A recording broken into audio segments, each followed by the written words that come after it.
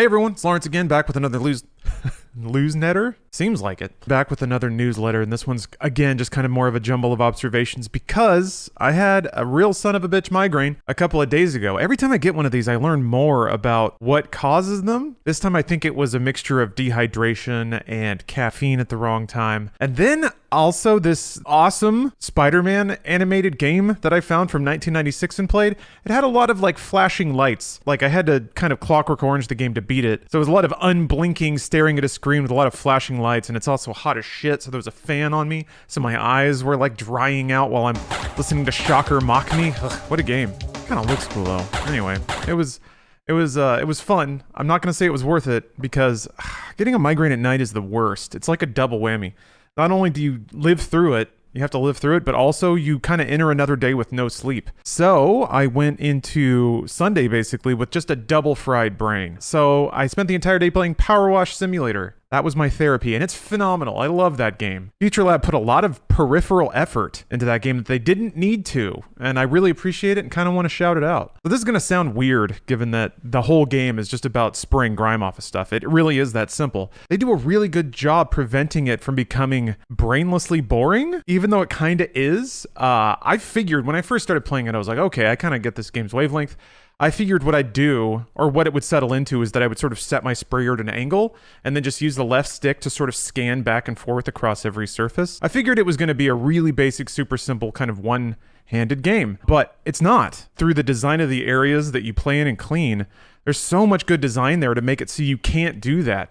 Either while you're like looking up or at a wall or something, you'll just bonk into stuff. There will be rocks or gates or just little things on the ground that prevent you from just walking in a straight line, or the ground will be uneven, so your nozzle will like go up and down as you're moving. So they do a lot of good stuff, not only with the terrain that you're standing on while you're cleaning stuff, but also the shapes of things themselves to make it so you can't just scan back and forth and be done. There's that last like 10% of any cleaning job where there's this obscured face on the inside of something or something that's curled like a lip on the underside of something. And you spend a long time looking for that last little bit, and it leads to that great aha moment when you do, and then you get to scrape that last little chunk off. So those two in combination lead to a really interesting cycle of gameplay that's way more interesting than just sweeping back and forth until something's done. Also notice that the water doesn't spray evenly all the time. It's not just a uniform laser, sort of just a collection of particles. So I don't know if this is on purpose or if it's just the game engine skipping some frames, but sometimes there's like a little bubble in the water flow. So it's never something that's like annoying, but you'll be,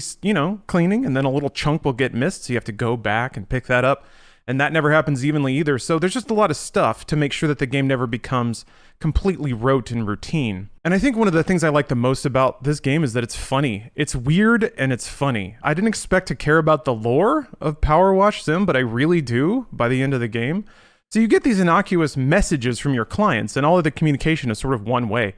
They're just sending you text messages asking you to come and clean a thing.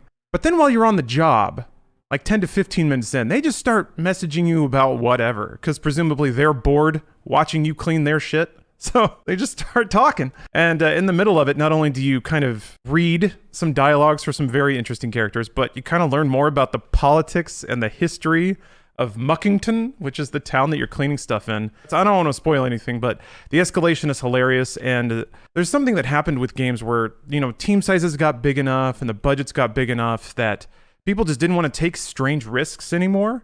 So I really love it, the moments now where you can, in a game a few layers deep, find some genuine and quirky expression of creativity. And that's sort of what's represented here, I think. You spend 25 hours scrubbing grime off of random things, and then suddenly you start to get these weird dispatches about what's going on in this town and what people's lives are up to. It's almost like a weird little treasure, or like a note left to you, the player, from the developers. They managed to hide it in there. So I'm very much about that, and this game brought back a lot of those feelings. So good job, PowerWash Simulator. I'm almost done with it, I think. Hard to imagine where it's going to go from where I'm at now, but maybe the game will surprise me. It's also been really fun to collect all the achievements, and it's been a while since I've done that. So thank you, PowerWash Sim, for smoothing my very frazzled and wrinkled brain out for a day. And now it's actually become my exercise game. Power washing while on a treadmill is really fun, although sometimes when I make a big turn, I'll like wobble on the treadmill. Almost fell off once, but it's been fine.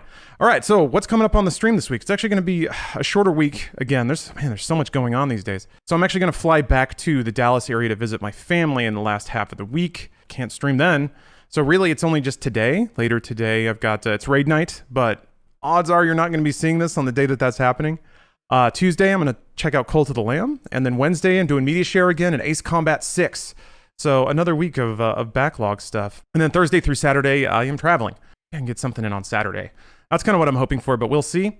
And then on to another week of streams. So thank you very much for your attention. Check out PowerWash. I'm playing PowerWash on Game Pass, but I think it's worth it if you just want like a nice relaxing game to let the brain unfold. So check it out. Good job, Future Lab. Having a really good time with it, and I hope you're having a good time with whatever you're doing. Catch you next week. Goodbye.